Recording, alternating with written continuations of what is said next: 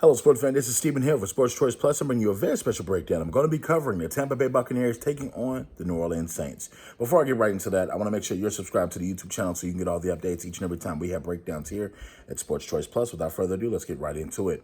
Looking at the Saints, last night they put on a performance with Alvin Kamara and Jameis Winston.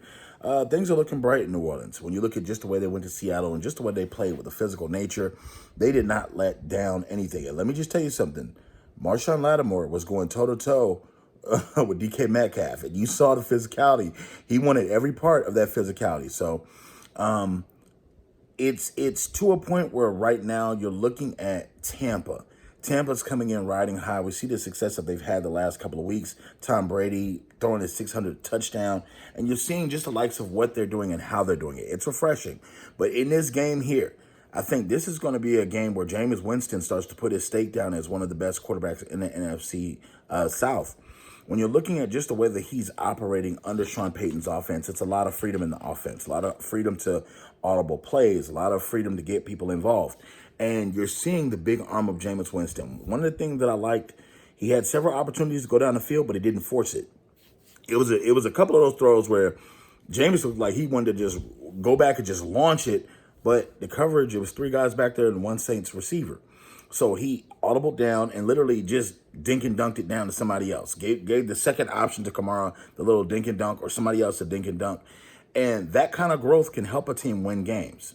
When you're looking at the Tampa defense, Tampa's defense, you have impressive playmakers, but they do give up a lot of yards. They do give up big plays down the field. So if you watch their history, you watch their tape just from this season, they have lapses in the game where you can bomb Tampa deep. If you steadily try to run the ball and then boop, right off the top of play action. They do have things that they can work on better for Tampa, but Bruce Arians has this team on offense fired up. It's tough. But when I'm looking at Tom Brady, the Saints have enough pieces on defense to get to Tom Brady. If you're simply attacking that offensive line in the middle at the center and guard position, you can get some pressure up there. The key is making sure you don't oversell yourselves.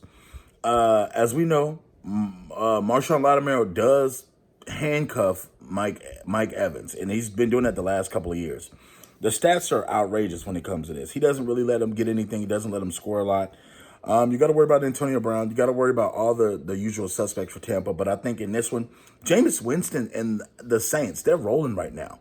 For some reason, I don't think that this is going to be a pleasant day for Tampa offensively. I don't think it's going to be a clean game or sexy game as far as stat-wise. I'm picking the upset. I'm picking the New Orleans Saints to beat the Tampa Bay Buccaneers. I feel like right now, Jameis Winston is playing to where he's going to be locked in. He's going to be loaded.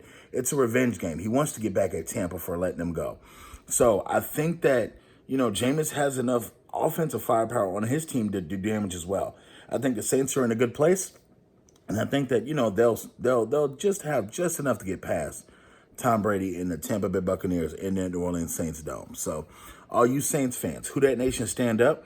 All you Tampa Bay Buccaneers, get in the comment section below. Tell me what you think of the score. Tell me what you think is going to happen prediction-wise. And as always, like, share, and subscribe. And we'll see you on the next video.